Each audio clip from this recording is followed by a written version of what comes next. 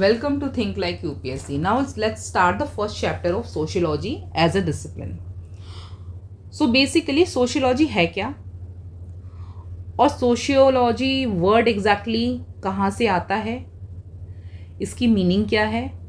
We'll study deeply everything and what are its relevance into like sociology as a discipline, sociology as a society, sociology as a science, sociology as a psychology, sociology as a anthropology, sociology as an history, sociology as an common sense, sociology as an your history हो गया आपका economics and as well as political science, anthropology. तो these all thing we will study deeply. पूरा chapter cover करते हैं holistically so that इस chapter से related कोई भी क्वेश्चन आता है we are able to attempt it completely. तो हम इसको एक बार देखते हैं. जैसे कि अगर हम थिंकर्स को कोट कर रहे हैं, like thinkers and different thinkers ने क्या क्या बोला, लाइक जैसे हम देखते हैं अकॉर्डिंग टू वेबर क्या बोलते हैं कि like sociology is a study of social action. वहीं पे हमारे थिंकर आएंगे इसमें एक और एमाइल डर्कहाइम जो बोलते हैं कि sociology is a study of social fact.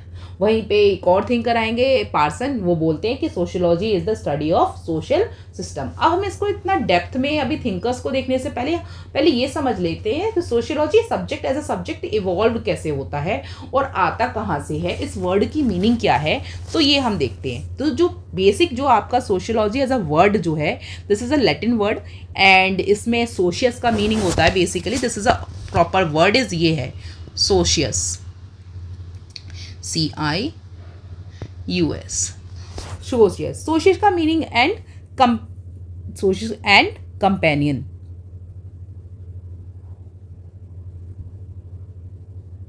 ठीक है, कंपेनियन. तो ये बेसिकली द सफिक्स का मतलब है लॉजी की मीनिंग द स्टडी और सोशल और उसका सोशियस का मीनिंग कंपेनियन. मतलब basically it's the in simplest meaning हम बोल सकते हैं सोशियोलॉजी एक क्या है, study of society as well as the social institution. Simplest meaning इसकी क्या होगी, sociology is the study of society as well as the social institution. तो उसकी स्टडी को करने वाला कोई भी सब्जेक्ट है जो स्टडी सोसाइटी की कर रहा है, सोशल इंस्टीट्यूशन की कर रहा है या सोशल रिलेशनशिप की कर रहा है, that is known as sociology. तो कहीं पे भी as a what is sociology define करने को आता है, you will simply define sociology is the systematic and the scientific study of human society, social institution and social relationship. And it emerge कब से इमर्ज होती है, स्टार्टिंग से तो नहीं आ गई ना, 19th century onward. 19th century in response to the major changes like industrial revolution आएगा, देखेंगे हम, फ्रेंच रिवॉल्यूशन देखने को मिलेगा, फिर राइज ऑफ मॉडर्निटी इंक्रीज होगी, तब हमें सोशियोलॉजी यहाँ पे इमर्ज होती है. ठीक है, अब इसके साथ में हम क्या देखेंगे, हमें क्या लगता है like ideology of a science, modernism पढ़ेंगे हम इसमें, रेशनल थॉट देखेंगे, लाइक मेरे थॉट अलग हो सकते हैं, आपके थॉट अलग हो सकते हैं. तो यहाँ लेविसली इंडल्ज करेंगे हम इसमें ग्रांड थियोरेटिकल स्पेकुलेशन को.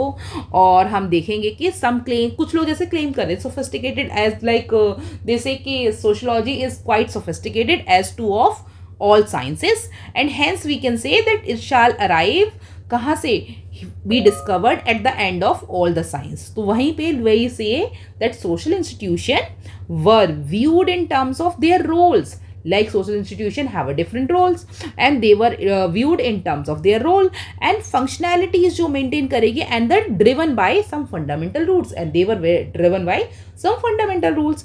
तो the counter current जो हम counter current कैसे कर सकते हैं, discipline also started to flow in the same time. इसी टाइम पे discipline start होता है, like all these claims were soon क्या है, टेस्ट किए जाएंगे सारी. लाइक कुछ बोला सोशियोलॉजी में तो उसको हम आगे ना एक एक करके ना उसको टेस्ट करेंगे. जैसे यहाँ पे लाइक अगस्त कॉम्ते बोलते हैं कि sociology is the science of society. Durkheim बोलेंगे, क्या बोलते हैं, sociology is the science of social fact. वहीं मैक्स वेबर बोलेंगे कि social action and it's subjective meaning, it is the study of social action and subjective meaning. तो इससे पहले हम इसको स्टार्ट करने से पहले हम पहले देख लेते हैं कि मॉडर्निटी में क्या चेंजेस आते हैं, यूरोप में किस तरह से चेंजेस आते हैं, जो सोशियोलॉजी आगे बढ़ती है यहाँ पर। तो हमने देखने को मिलेगा कि यूरोप में क्या हमने देखा, डार्क एज पढ़ा है, कभी किसी ने देखा है डार्क एज?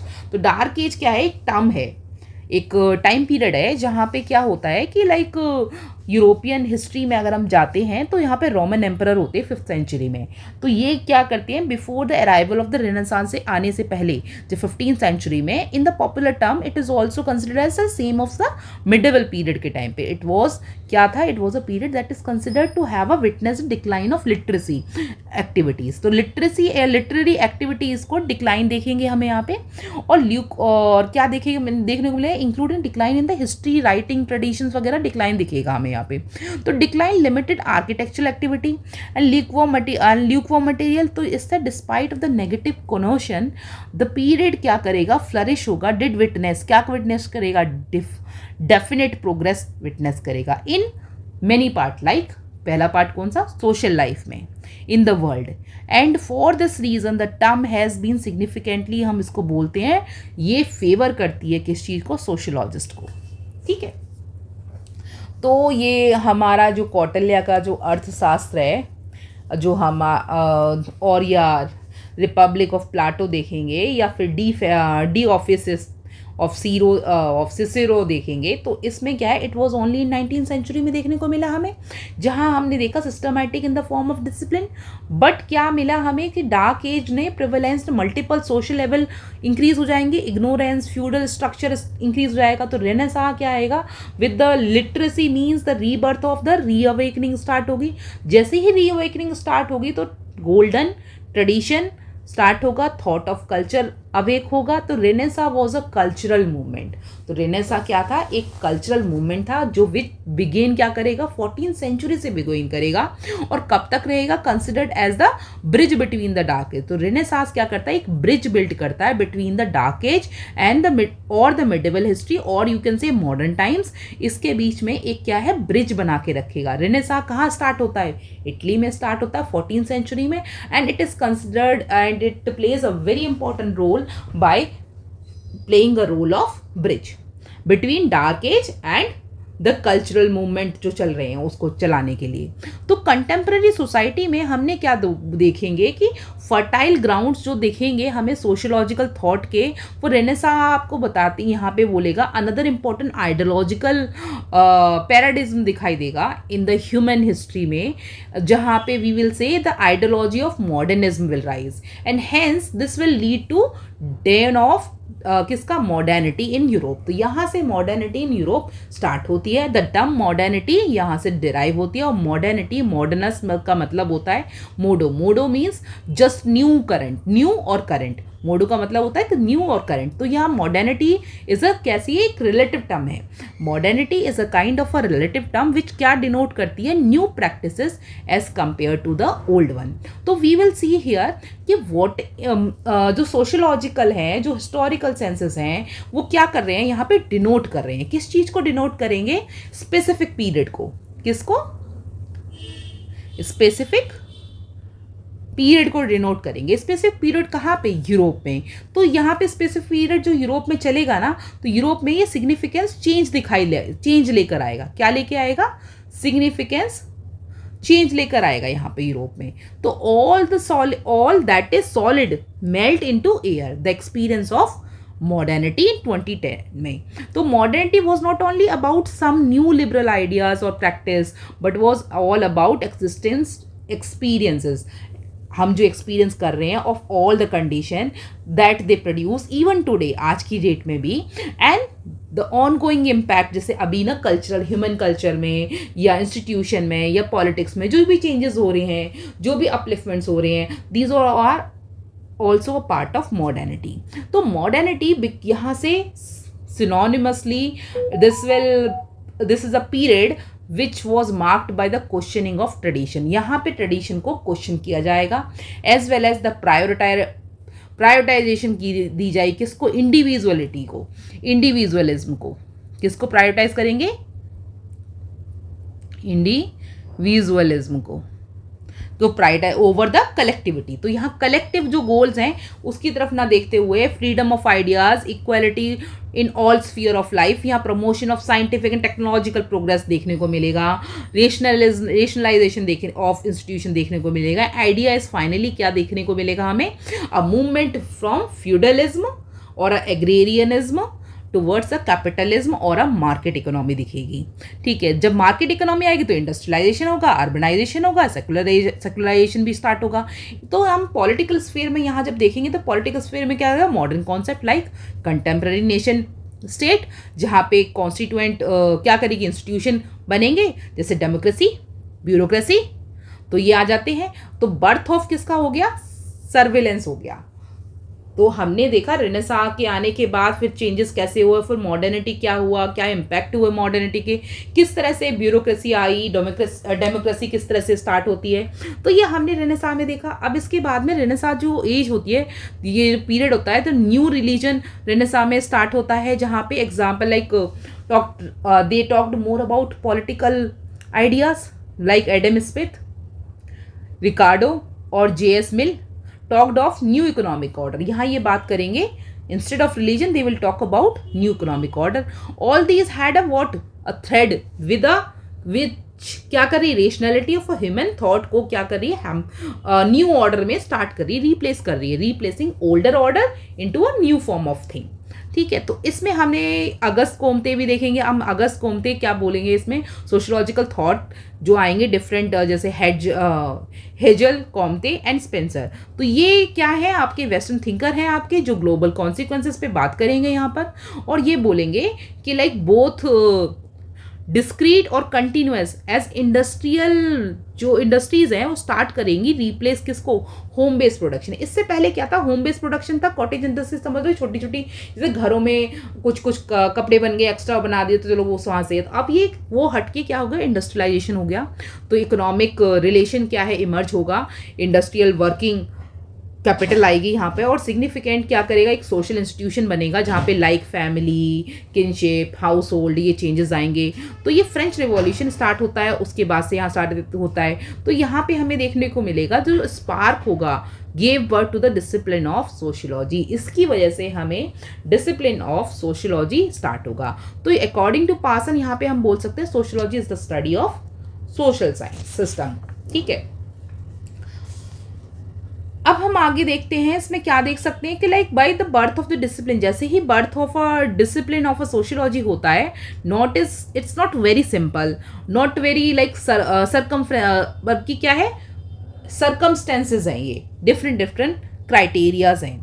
ठीक है, तो ये हमने देखा कि द न्यू जो है ना, न्यू फॉर्म ऑफ जो सोसाइटी आ रही है, उसके डिफरेंट वेज हैं, डिस्टिंक्ट वेज हैं of studying society, and they understood better in their own way, like historically bigger pictures हैं। अभी जैसे कि पहले छोटे छोटे घरों में काम होता था, लाइक वर्क मतलब घर तक ही सीमित था। अब क्या इंडस्ट्रियलाइजेशन आ गया, सोसाइटी में एक अलग चेंजेस आएंगे, इंटेलेक्चुअल आइडियाज आ जाएंगे, मटेरियल कंटेक्स्ट आ जाएंगे, इकोनॉमी रिवाइव करने लगेगी, और क्या रहेगा, कैपिटलिज्म राइज करने लगेगा, तो पॉलिटिकल डेवलपमेंट होंगे, लाइक डेमोक्रेसी स्टार्ट हो जाएगी। तो इस तरह से सोशियोलॉजी क्या है, एक तरह से बॉर्न हो जाती है एंड धीरे धीरे करके वो ग्रो करती है।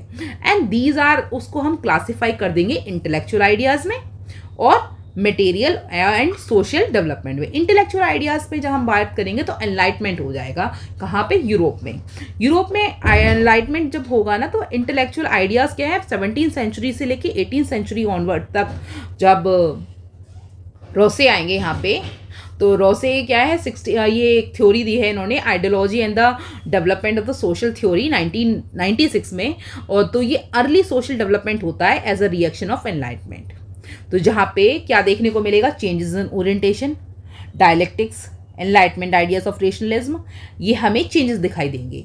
और डार्विन की जो आइडिया है ना ऑर्गेनिक इवोल्यूशन का, वो अनदर डोमिनेंट थ्योरी है जो इन्फ्लुएंस करती है आपका किसको, अर्ली सोशल थॉट को and many early social thinker को, जो स्टार्ट करती है to believe that society to evolve in a similar fashion, society भी इसी तरह से इवॉल्व होती है डार्विन की थ्योरी थी ह्यूमन का इवोल्यूशन पे। इसी तरह से डार्विन की थ्योरी इस सोसाइटी में पूरी तरह से रेलेवेंस होती है। जैसे सोसाइटी, जैसे डार्विन की थ्योरी में ह्यूमन का इवोल्यूशन होता है, वैसे ही सोसाइटी में भी इसी तरह से सोसाइटी, मतलब समाज में भी इसी तरह सोसाइटी इवॉल्व होती है। वो हम यहाँ पढ़ेंगे। और अगस्त कॉम्ते क्या बोलते हैं? Auguste Comte basically discipline of a Saint Simon, disciple हैं ये किसके? सेंट साइमन के। एंड ही लाइक बेसिकली बताएंगे कोई पॉजिटिविज्म और पॉजिटिविज्म फिलॉसफी क्या है, ये इस पे हम सोशल चेंजेस पे बात करेंगे। तो इस पे ना एक डायग्राम बनता है जनरली जो हम आंसर में बनाते हैं। लेट मी सी, कहाँ, नहीं इसे बनाया नहीं है मैंने, एनीवेज बना लेते हैं, इससे आसान हो जाएगा आपके लिए। Wait a second.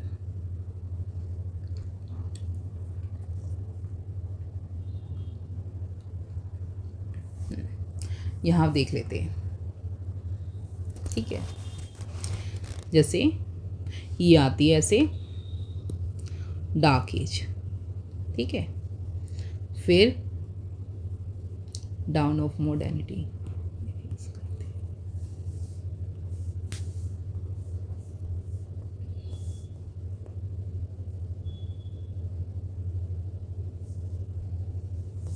ठीक है, दिस वन। ओके, अब बनाते हैं इसको, ठीक है। फिर ये आगे डार्क एज,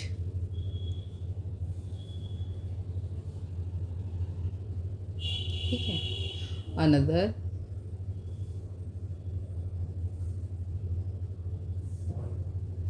एक सेकेंड, इसको लॉक कर देते हैं।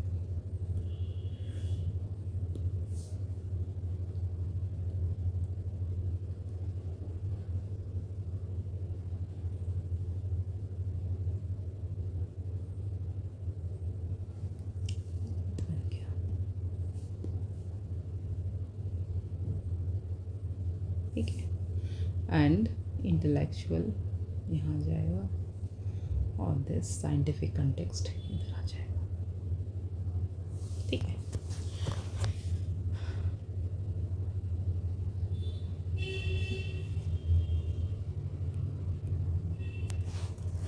ये है आपकी पेन चेंज, कलर चेंज कर लेते हैं। This is your dark age, ठीक है। ये है डाउन ऑफ मॉडर्निटी हो रही है,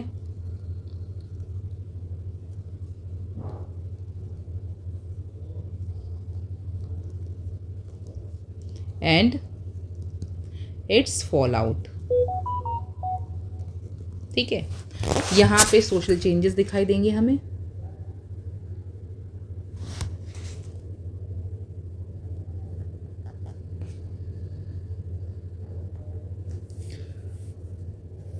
और यहाँ पे हमें सोशल चैलेंजेस दिखाई देंगे।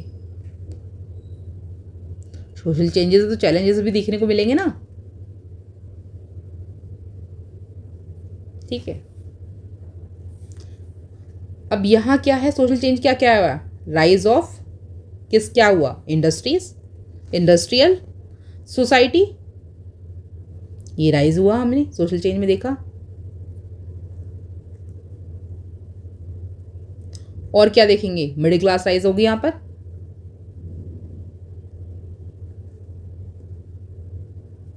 और सेकुलरिज्म बढ़ेगा,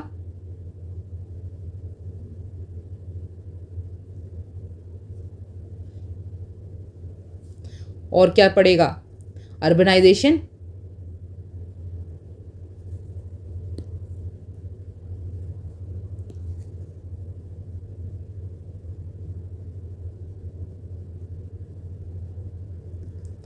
और क्या देख, इकोनॉमिक चेंजेस क्या देखने को मिलेंगे हमें यहाँ पर?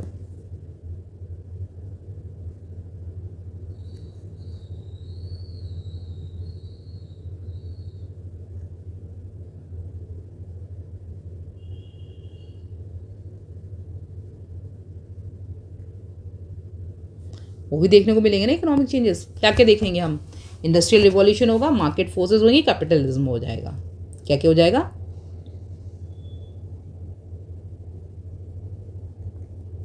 इंडस्ट्रियल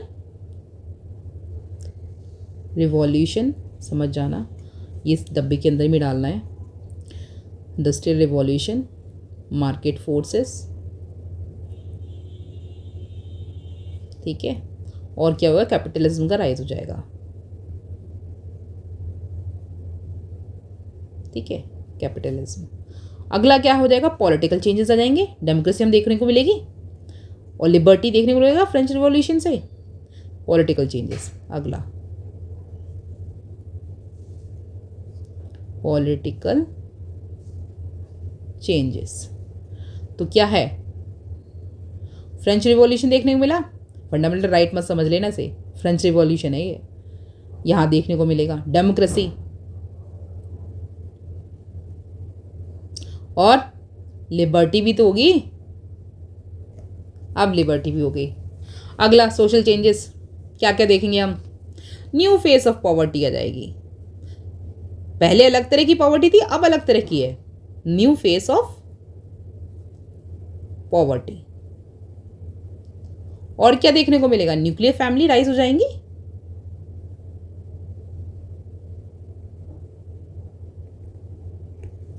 ठीक है। अगला इकोनॉमिक चेंज क्या दिखेगा यहाँ पे, new crimes, poor leaving condition, ठीक है, ये हैं आपके इकोनॉमिक चेंजेस।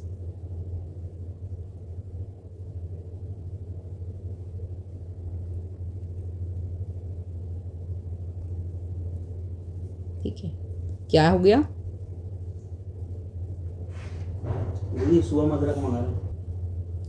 न्यू क्राइम्स दिखाई दिए हमने यहाँ पे इकोनॉमिक चेंजेस में, और उसके बाद में पुअर लिविंग कंडीशन दिखाई दी जाएगी। पुअर लिविंग कंडीशन में पॉलिटिकल चेंजेस क्या क्या आएंगे, यहाँ पर चैलेंजेस क्या क्या हैं,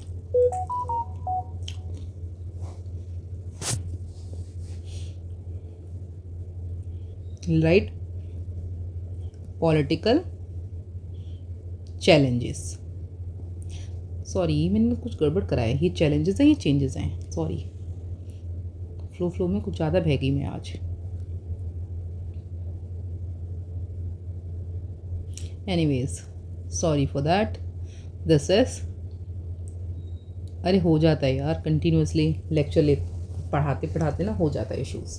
पॉलिटिकल चैलेंजेस, वैसे मेरा तो ये फेवरेट टॉपिक है, तो I generally like feel very connected to this. तो ये हो गया, कैओस हो जाएगा, एंड क्या रहेगा, अनसर्टेनिटी रहेगी,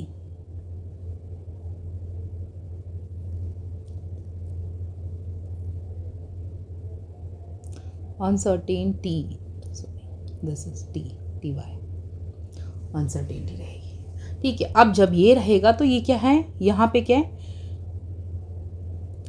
क्वेश्चन एंड आंसर्स रहेंगे, ठीक है, और दीज आर इंटेलेक्चुअल कंटेक्स्ट रहेगा यहाँ पे,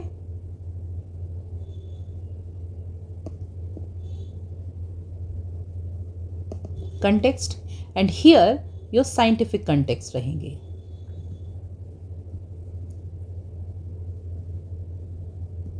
एंड ये क्या है, इमर्जेंस ऑफ सोशियोलॉजी, वही तो पढ़ रहे हैं हम, emergence of sociology as a discipline, ठीक है। तो डिसिप्लिन ऑफ सोशियोलॉजी आ जाता है यहां से,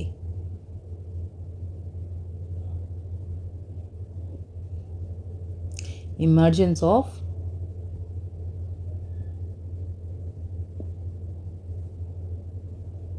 एक सेकेंड यहाँ लिखा ही नहीं जा रहा, डिसिप्लिन ऑफ, ऐसे लिखो, इरेज कर दो यहाँ पर,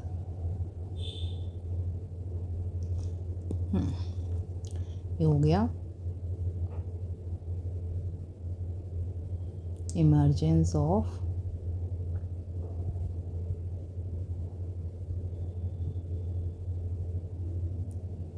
डिसिप्लिन ऑफ